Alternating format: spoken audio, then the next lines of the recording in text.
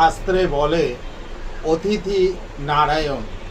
অতিথি বাড়িতে ঢুকলে লক্ষ্মী প্রবেশ করে এবং লক্ষ্মীকে সাথে নিয়ে ঢোকে। আগেকার দিনে যারা ধর্মপরায়ণ মানুষ ছিলেন এবং যারা রাজরাজা ছিল এবং যারা জমিদার বংশ ছিল, তারা প্রত্যেক দিন কিছু না কিছু অতিথি আহার করিয়ে তারপরে নিজে আহার করত।